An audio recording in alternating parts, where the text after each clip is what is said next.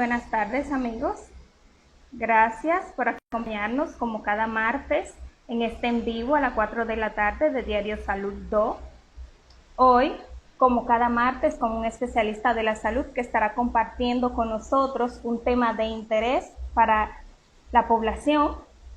Hoy nos acompañará el doctor Jotin Pérez, ginecólogo obstetra, y estará hablando con nosotros acerca de lo que es la miomatosis uterina. En un momento vamos a conectar con el doctor.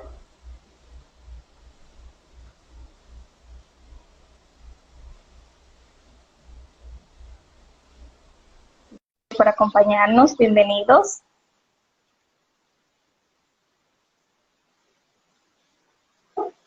Estamos esperando al doctor. Buenas tardes, doctor. Hola, buenas tardes, ¿cómo están? Bienvenido. Saludos. Gracias. Entonces, doctor, sabemos que la miomatosis uterina es muy frecuente, al menos se puede ver, o sea, por lo menos un 70% de las mujeres a partir de los 45 años podrían sufrir de miomatosis. Pero cuando hablamos de miomas o miomatosis, no todo el mundo sabe de qué estamos hablando. ¿Usted nos podría explicar un poquito para aquellos que no saben lo que es? Sí, miren, primero saludar a toda tu audiencia, a la gente que siguen a Diario Salud. Para mí es un placer compartir con todos ustedes y que le agradezco la oportunidad de socializar con las personas que siguen este importante medio. La miomatosis uterina no es más que una tumoración benigna, en la mayoría de los casos, la mayoría de las veces, a expensa de músculo liso. Es decir, donde quiera que exista músculo liso puede formarse ese tipo de tumoración que se llama por eso mio es músculo, miomatosis o mioma. Generalmente, como mencioné, es benigna y por lo general se presenta en pacientes en edades fértiles, es decir, pacientes en edades reproductivas. Es la tumoración benigna más frecuente en este tipo de pacientes y que crecen a expensas de estímulo hormonal específicamente o mayormente en base a estímulo estrogénico. Por eso es tan frecuente, porque los estrógenos son la principal hormona que produce la mujer. O sea que los miomas son causados por problemas hormonales. ¿Se podría No, decir? crecen a expensas de estrógenos. El mecanismo por el cual aparecen los miomas hasta ahora es desconocido, pero sí se ha demostrado, está demostrado por varios estudios, diferentes literaturas avalan este concepto de que crecen a expensas de estrógenos. Doctor, son diferentes tipos. ¿No podía hablar de la clasificación de los miomas? Sí, los miomas se van a clasificar dependiendo a su ubicación, es decir, a donde estén ubicados. Si dividimos el útero en tres capas, como anatómicamente está dividido, tenemos una capa serosa, que es el perimetrio, tenemos una capa muscular, que es el miometrio, que es la capa propiamente muscular del útero, y tenemos el endometrio, que es la capa más interna. El endometrio es esa capa que es funcional, que se descama en cada menstruación, que crece en cada ciclo menstrual femenino. Entonces, dependiendo de la ubicación, los miomas se pueden clasificar en subserosos, que son los que aparecen en la parte más superficial del útero, los intramurales, que son los que aparecen o los que se producen en la capa muscular, en el miometrio, y los submucosos, que son los que aparecen en el endometrio. Así es la clasificación de los miomas, que es dependiendo del lugar donde se ubican. Entiendo. Doctor, ¿podría hablarnos un poquito sobre cuáles son los factores de riesgo que provocan los miomas? O sea, de acuerdo a lo que estuve leyendo, investigando, vi que el color de piel puede ser un factor de riesgo, así también como la obesidad. ¿Cuáles otros factores de riesgo podemos tener para los miomas? Todo lo que aumente exposición a estrógenos es un factor de riesgo. La obesidad es bien importante como factor de riesgo, el uso de anticonceptivos a base de estrógenos también. Es más frecuente en raza negra, la aparición de los miomas. Pudiéramos mencionar la menarquia precoz, es decir, la aparición de la menstruación en edades tempranas, porque eso conlleva una estimulación más prolongada de estrógenos, y también la menopausia tardía. Dentro de la alimentación pudiéramos mencionar que las carnes rojas se ha visto como un factor de riesgo, vida sedentaria, falta de ejercicio, alimentación no adecuada o un desbalance en la alimentación. Todos esos son factores de riesgo que aumentan la probabilidad de la aparición de miomas o de miomatosis uterina. ¿El factor hereditario podría influenciar, doctor? Pudiera, pero se ha visto que en poca proporción. Es decir, todavía no se acepta como un factor de riesgo como tal, pero hay sí investigaciones o investigadores que avalan que pudiera representar un factor de riesgo que pudiera depender la aparición de mioma como un, un, un factor genético o hereditario, pero hasta ahora no está avalado, no está demostrado completamente. Sabemos que los miomas podrían ser asintomáticos, o sea, que no muestran signos de que estamos teniendo un mioma, pero ¿cómo se diagnostican, doctor, si no presentan síntomas? Los miomas se diagnostican por imágenes, aquellos que son asintomáticos, que es como mayormente se presentan. La mayoría de los miomas, como bien menciona, cursan de forma asintomática. Y es común una mujer que llega a un control rutinario y se realiza una sonografía, un ultrasonido de manera rutinaria, y sin querer se detectan miomas de pequeños tamaños que nunca representaron un problema para esa paciente. Pero generalmente ya si dan sintomatología, todo va a depender de dónde se ubican y del tamaño del mioma. Por lo tanto, que si son ¿Los miomas asintomáticos, pueden difícilmente se descubran, a afectar? menos que sea. Si pudieran, perdón, no escuché esa pregunta. Le Si decía que si pudieran, los, le repito, le decía que si los miomas pudieran afectar la fertilidad. ¿Y qué sí, ocurre sí, cuando sí, ya presentan síntomas? O sea, si sí. presentan síntomas ya pueden tornarse peligrosos o cuáles son esos síntomas que podemos identificar. Sí, mira, como causa de infertilidad se acepta que los miomas funcionan como una causa y esto como un efecto va a depender.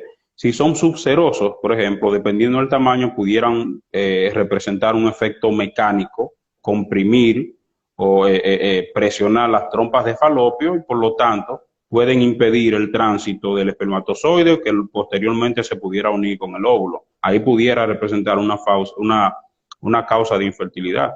Pero además de eso, dependiendo de su ubicación, van a dar también sintomatología. Los submucosos, por ejemplo, son los miomas que más sintomatologías presentan, los más sintomáticos, porque son los miomas que se encuentran en la capa de adentro, en la capa del endometrio, distorsionan la cavidad endometrial y su principal característica sintomatológica son los sangrados. Sangrados anormales que no coinciden con la menstruación o que aumentan la cantidad de sangrado los días del sangrado. Los miomas subserosos, dependiendo su tamaño, pudieran entonces representarte sintomatologías relacionadas con órganos vecinos de la pelvis. Por ejemplo, te pueden comprimir el colon o desplazar el colon y presentar a la paciente constipación, estreñimiento, te pueden comprimir la vejiga urinaria y producirte entonces sintomatologías urinarias también. Y el efecto mecánico que producen las trompas de falopio. Esos miomas subserosos pudieran tener un pedículo. Un pedículo es una estructura, ¿no? De tejido conjuntivo que lo conecta al útero y hace que pudiera existir la posibilidad de torsionarse sobre su eje el mioma y producir un tipo de abdomen agudo que conlleve a una cirugía de emergencia en la paciente. ¿Qué ocurre si estos miomas aparecen durante el efecto?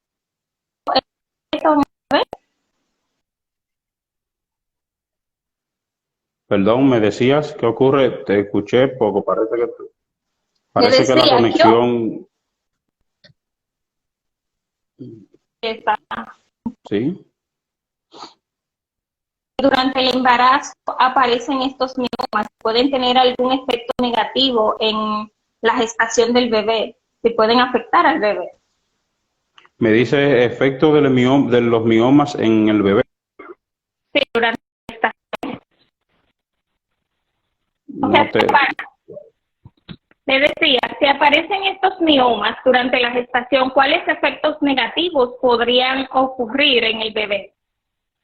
Sí, mira, todo va a depender del tamaño, porque si los miomas de gran tamaño, que son aquellos miomas que miden más de 10 centímetros, se llaman miomas a grandes elementos o de grandes elementos, pudieran distorsionar la cavidad endometrial, por decirlo así. Esto pudiera impedir entonces el crecimiento adecuado del bebé y representar un tipo de restricción de crecimiento. Pero también te puede producir o puede ser una causa de pérdida del embarazo, o sea, pérdidas de aborto, producción de aborto, mejor dicho, que es la pérdida del embarazo antes de las 20 semanas.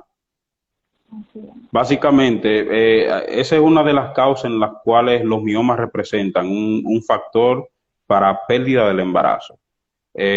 Pueden también impedir la adecuada contracción del útero y, de hecho, producirte una distosia de la contractilidad que impida el parto vaginal a la paciente o las contracciones uterinas adecuadas que te puedan producir el parto. Así como te producen esa inadecuada contracción uterina, también en el posparto pudiera representar una causa de hemorragia posparto por atonía uterina. O sea, que los efectos en el embarazo son bien conocidos, todo va a depender de dónde se ubiquen los miomas, porque hay miomas que son subserosos, que están en la capa superficial del útero, que no representan ningún problema para la gestación en curso. Entiendo. Amigos, recuerden que este espacio llega a ustedes gracias a Moscavet de O, Encuentra a tu médico, y que pueden hacer sus preguntas que el doctor las estará respondiendo en vivo.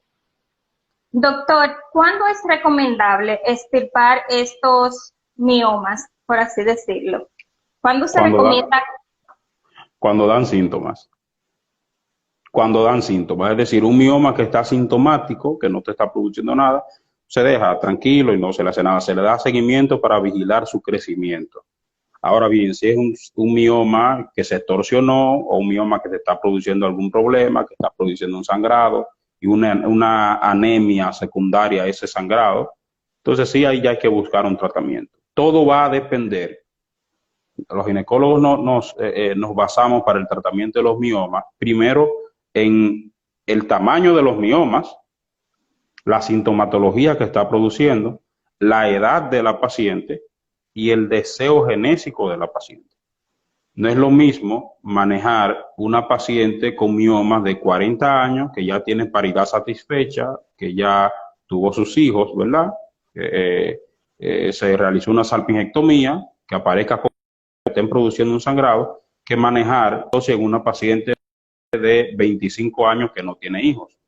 ¿Por qué? Porque siempre que se vaya a realizar un procedimiento, el tratamiento de los miomas, va a ir dirigido en conservar la fertilidad de esa paciente. Entiendo. Nos preguntan en el chat, ¿pueden aparecer a cualquier edad? Sabemos que son frecuentes ya en la edad adulta, pero las personas después de por ejemplo, de la menopausia o antes, ¿pueden tener miomas? Sí, puede aparecer a cualquier edad, pero son prácticamente exclusivos en mujeres en edad fértiles, en mujeres en edad reproductiva.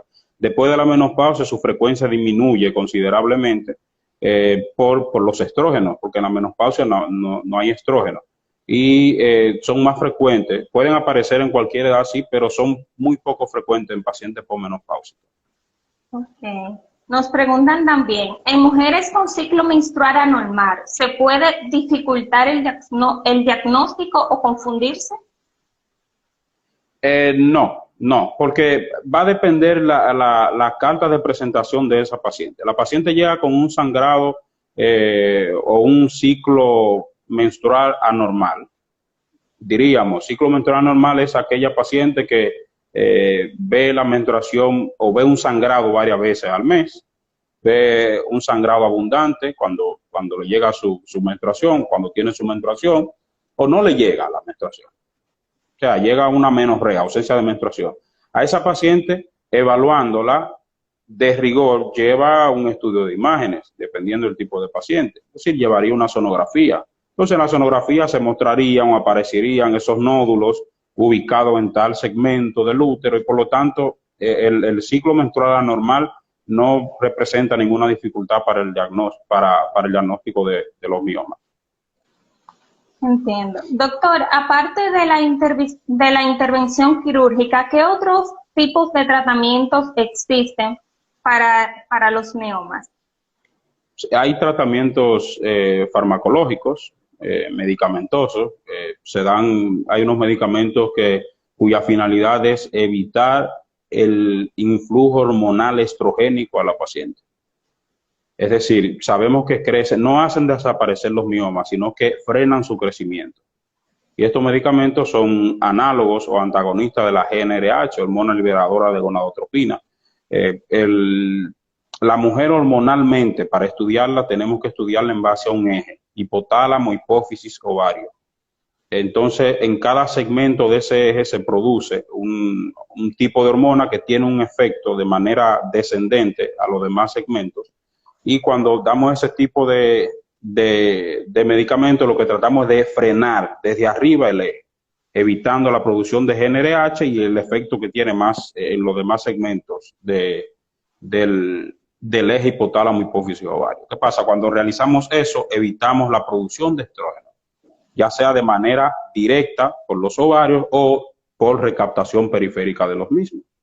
Eso hace que los miomas dejen de crecer o disminuyan su crecimiento. Pero, ¿a cuáles pacientes le podemos usarlo? En pacientes a los cuales tenemos unos miomas bastante grandes que comprometen mucho la cavidad endometrial, con quien queremos ser bastante conservadores. Realizamos ese tratamiento farmacológico para tratar de disminuir el tamaño, y cuando se realice la extirpación quirúrgica el daño sea menor. Es decir, para que el abordaje sea más prudente. Pero sí hay un tratamiento farmacológico que está avalado y está aprobado para el tratamiento de los miomas, pero para frenar su crecimiento, no para hacerlo desaparecer. La forma de desaparecer los miomas es extirpándola mediante procedimiento quirúrgico. Entiendo. Doctor, usted ahorita mencionaba que algunos anticonceptivos podrían, digamos, ser como un factor que influencie en que aparezcan los miomas. ¿Qué ocurre si digamos, una mujer joven empieza a planificarse y, digamos, con cualquier método, ya sea pastilla o inyectable? ¿Puede tener riesgo? O sea, ¿qué sería lo recomendable en este caso? Bueno, todo va a depender, porque los métodos anticonceptivos tienen un tema con la adaptación del método a cada paciente. Cuando viene a ver, a una paciente le conviene un método y a otra no le conviene, o se adapta a ese método y otra paciente no lo hace. Los organismos no son los mismos, ¿ok? Pero todo método anticonceptivo a base de estrógeno, que tenga estrógeno, es un factor de riesgo para crecimiento de miomas, independientemente del que sea. Anticonceptivos que solamente tienen estrógenos, otros que solamente tienen progesterona, que es la hormona que contrarresta a los estrógenos. Hay otros que lo tienen combinados también. Pero todo método anticonceptivo a base de estrógeno, que tenga estrógeno, es un factor de riesgo para los miomas. Funciona casi igual que la obesidad. La obesidad es un factor de riesgo porque hay mayor cantidad de lípidos y por lo tanto hay mayor material para aromatizar esos lípidos y convertirlo en estrógeno. Entiendo. Doctor, pueden haber muchos mitos en torno a digamos, a los anticonceptivos. Muchas veces escuchamos que dicen, bueno, si tomas muchos anticonceptivos puedes quedar estéril. ¿Qué tan cierto es esta parte, doctor? La esterilidad por uso de anticonceptivo, ya no hay poca evidencia de eso. Sí te puede, tu ciclo hormonal sí puede distorsionarse, puede romperse, perder esa sincronicidad que pudiera tener el ciclo menstrual de la mujer, y puede alterarse por los métodos anticonceptivos. La finalidad de todo método anticonceptivo hormonal es evitar la ovulación, frenar la ovulación, evitar que se produzca un óvulo y por consiguiente evitar que se pueda fecundar ese óvulo, que se produzca la fecundación. Por eso es como adelantar el ciclo cuando se usa un método anticonceptivo. Entonces esa sincronicidad sí se puede perder. se supone que todos los métodos anticonceptivos tienen cierto grado de reversibilidad, que tan pronto se suspende, el ciclo debe comenzar de manera normal, pero no todos los cuerpos, no todas las mujeres responden igual. Igual, entiendo. Doctor, nos preguntan en el chat, ¿cómo se determina el método anticonceptivo adecuado para cada mujer? Eso es producto de una evaluación, claro está. Hay muchos métodos anticonceptivos, pero hay factores de riesgo que pudieran disminuir o evitar, por decirlo así, el uso de cada tipo de método. Por ejemplo, en pacientes con alguna cardiopatía o alguna enfermedad de base concomitante, están restringidos el uso de anticonceptivos hormonales. Los dispositivos intrauterino, por ejemplo, lo del DIU de cobre o el DIU que no tiene hormonas, por decirlo así, son métodos anticonceptivos ideales para pacientes con factores de riesgo y así sucesivamente. Es decir, cada método anticonceptivo tiene ventajas y desventajas que se adaptan a cada paciente en particular. Nos hacen una preguntita, creo que ya usted la había respondido, al parecer se conectó tarde y es, saludos doctor, ¿pueden los miomas causar esterilidad? Si puede darle una pinceladita a esta televidente que nos escribe. Esterilidad, bueno, deberíamos separar los términos. Esterilidad e infertilidad no es lo mismo. Esterilidad es la incapacidad de lograr un embarazo. Infertilidad es la incapacidad de llevar un embarazo a término. Entonces, los miomas pudieran, sí, pudieran ser de causa de ambas, de las dos. En poca proporción, sí, pero pueden ser causa. Entiendo. Doctor, ¿cuál es la diferencia que existe entre quistes y miomas? ¿Existe alguna diferencia entre estos dos? Claro, quiste es una tumoración líquida, por decirlo así, por eso quístico, líquido, cubierta por una cápsula de tejido, que generalmente por sonografía tiene cierta característica diferente a los miomas. Los miomas generalmente son sólidos, son nódulos, son tumoraciones sólidas basado en músculo liso, con fibras de colágeno inclusive, es decir, son tumoraciones sólidas. Hay un tipo de degeneración miomatosa que se llama degeneración quística.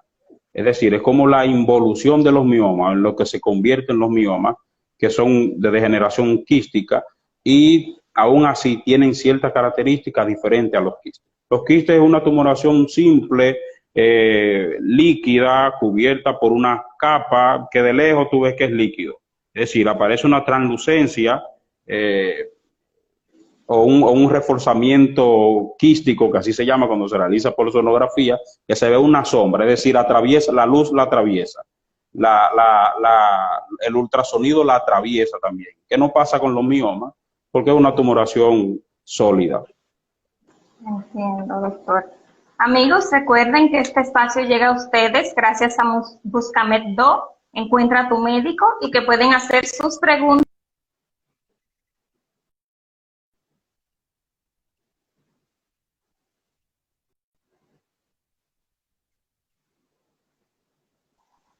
Doctor, ¿cuáles serían sus recomendaciones para las mujeres que están en edad fértil ante cualquier síntoma, algún sagrado, digamos, irregular? ¿Cuáles serían sus recomendaciones como especialista? Acudir a su médico es lo principal. Evitar la automedicación. No todas las pacientes son iguales. El hecho de que a su vecina o a su hermana, a su mamá, a su prima le haya funcionado un tratamiento no quiere decir que a usted le va a funcionar ese tratamiento. Es importante individualizar los casos. Entonces, acudir a su médico. Pacientes sanas también, porque recuerden que mencionamos que los miomas son asintomáticos. Pacientes sanas deben realizarse su control de mujer sana o su control rutinario, su chequeo rutinario, que debería incluir, si ya comenzó a tener relaciones sexuales, un Papa Nicolau, una citología, ¿verdad? Chequeo de las mamas, su sonomamografía o su mamografía si aplica para su edad, una sonografía transvaginal, y en la sonografía entonces pudiéramos ahí incluir la característica, una evaluación tanto del útero con sus 3 capas, endometrio, miometrio, perimetrio, anexos, ovarios. Entonces, importante es, si tiene alguna sintomatología, acude a tu médico, porque no todas las pacientes responden al mismo tratamiento de igual forma. Es importante individualizar los casos. Y olvídese que si a algún conocido le funcionó una botella que se tomó, a usted no está segura de que a usted le va a funcionar. Sí, justamente muchas personas cuando acuden al médico que le detectan cualquier tipo de patología, suelen recurrir a los tratamientos naturales. ¿Cuál opinión le merece esta parte a usted? No, es que la idiosincrasia, no solamente de nuestro país, pero hay cultura, ¿verdad? Hay paradigmas de salud.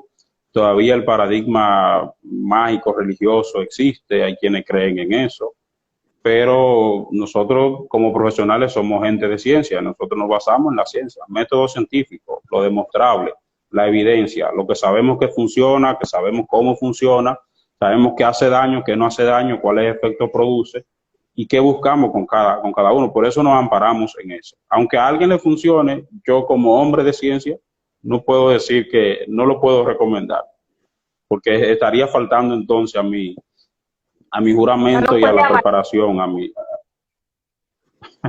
Nos preguntan en el chat cuál sería el tratamiento inicial. Para los miomas el tratamiento inicial va a depender del tamaño. Me explico. Hablamos de mioma, clasificamos los miomas de acuerdo a su tamaño en grandes elementos, medianos elementos o pequeños elementos. Los miomas de mediano elemento son aquellos que van de 5 a 10 centímetros, a grandes elementos por encima de 10 y por debajo de 5 pequeños elementos. Unos miomas de pequeños elementos que no están produciendo sintomatología, se le da una vigilancia de 2 a 3 meses por sonografía para vigilar su crecimiento solamente. Claro, va a depender de la ubicación y de los síntomas que te están produciendo. Probablemente alguna mujer tenga unos miomas de 8 centímetros, pero que están ubicados en la subserosa, en la parte de afuera, y no le da ninguna sintomatología.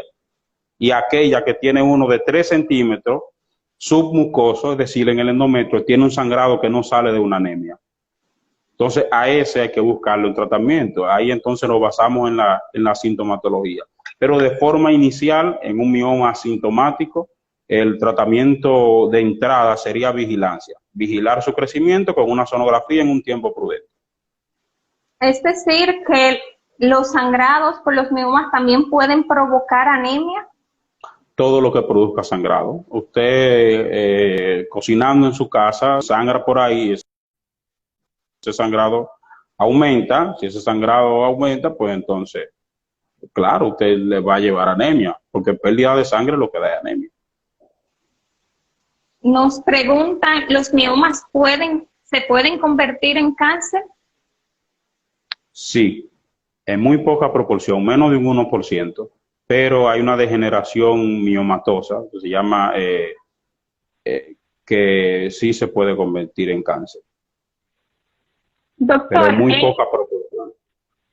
entiendo. En el caso de que usted como doctor, por ejemplo, se percate durante un parto que una mujer tiene, digamos, un mioma, ¿es recomendable que se extirpe en este mismo momento o ya se llevaría a un tratamiento ya independiente después de? Bueno, si nos enteramos de un parto, en un parto de miomas, tiene que ser vía cesárea, porque es la única forma que nosotros tenemos acceso al útero, ¿verdad? Entonces, no es recomendable realizar otro tipo de procedimiento durante una cesárea en el transquirúrgico. Hay quienes lo encuentran un mioma pediculado, es decir, lejos del útero, que tiene un pedículo y no pudiera permitir extirpar el mioma sin ningún contratiempo. Yo realicé una cesárea una vez y encontré un mioma como de 1,18. Bueno, sabía que lo traía la paciente el mioma, y cuando evaluamos, encontramos un mioma pediculado y nos permitió extirpar. No es lo recomendable, no es lo recomendable. Cuando se va a un procedimiento quirúrgico tipo cesárea, ahí hay una finalidad, extraer un bebé. es traer un recién nacido y que todo termine bien. Entonces, no es recomendable agregarle otros procedimientos en el transquirúrgico de una cesárea. Entiendo.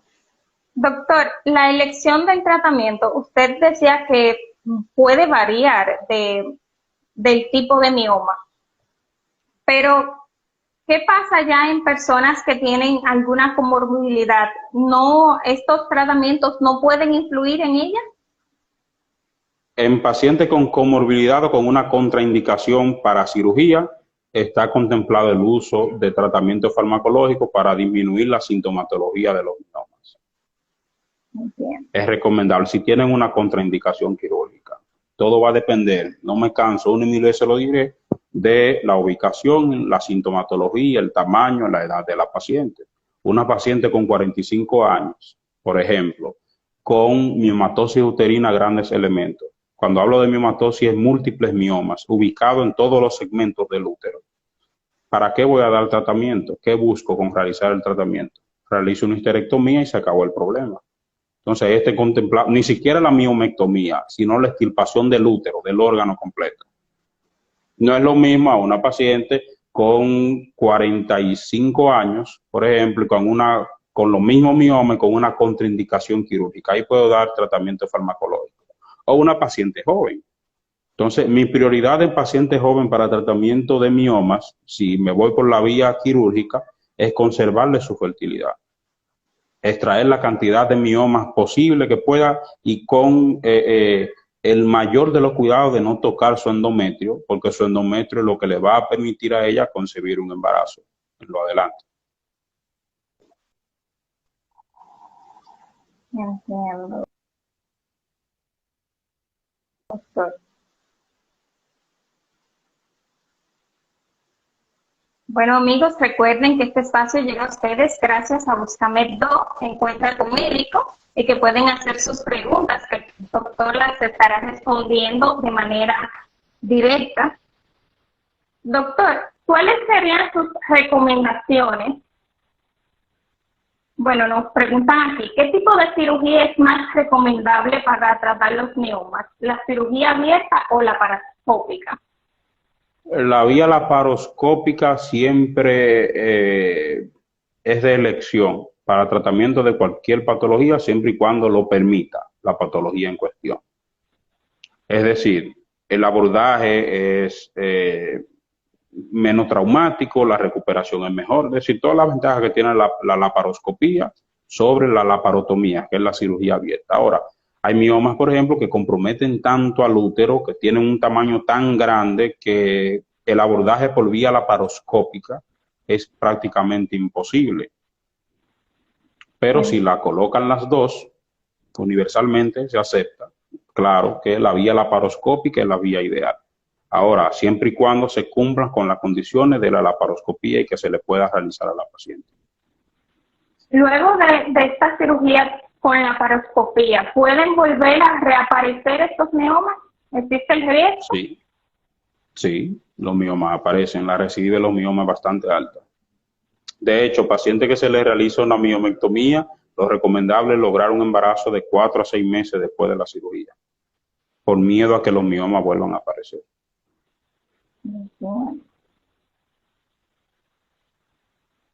Bueno, amigos, muchísimas gracias por acompañarnos, doctor. Gracias por tomar este momento de su tiempo para acompañarnos a formar parte de lo que es esta actualización y esta concientización a la población para que entienda un poco sobre estos problemas que afectan con tanta frecuencia a la mujer y que sin embargo muchas veces ni siquiera saben de qué se trata. Muchísimas gracias, amigos, gracias por acompañarnos en este su espacio Diario Salud de hoy. Recuerden que como cada martes estamos con ustedes presentándole un tema de interés colectivo.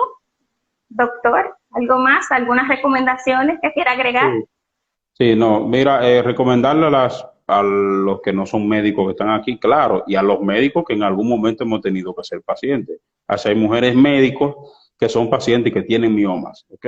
Entonces, los miomas no representan una emergencia, no representan una patología sintomatológica, generalmente cursan de forma asintomática, como mencionamos acá previamente, pero es importante conocer que tienen esa condición. Darte la vigilancia de manera frecuente, de manera periódica, para saber si el crecimiento de los miomas, y si vemos que está creciendo, pues entonces se interviene y se trata de frenar ahí para evitar que te produzca un daño mayor. Importantísimo, mujeres, en todas las plataformas que participo digo lo mismo. Una mujer que se realice una citología anualmente, una sonomamografía o mamografía, dependiendo de la edad, se aplica, y una sonografía transvaginal, tiene un mínimo de posibilidad de morir de cáncer de mama, de cáncer de cervix, de cáncer de endometrio y de cáncer ovárico. ¿Por qué? Porque son patologías que algunas de ellas no dan sintomatología, como el cáncer de ovario, como los miomas que no dan sintomatología en la mayor de las partes, pero podemos detectarlo a tiempo, que es lo que buscamos con cada una de las patologías. Entonces, en el screening de chequeo rutinario, las mujeres deberían adaptar o sumarse a esa periodicidad de su chequeo de manera rutinaria. Usted está sano, usted no tiene nada, sí, pero vaya y chequeese. Y se pasa un año tranquila y todos felices y sin preocupación, porque ninguna patología debuta de manera drástica en un estadio avanzado. No, todos los cánceres comienzan desde cero y van evolucionando hasta el número que tenga que llegar. Entonces está en nosotros, en ustedes como pacientes, en nosotros como médicos, tratar de detectarla en el número más bajito posible para tratar de curarla.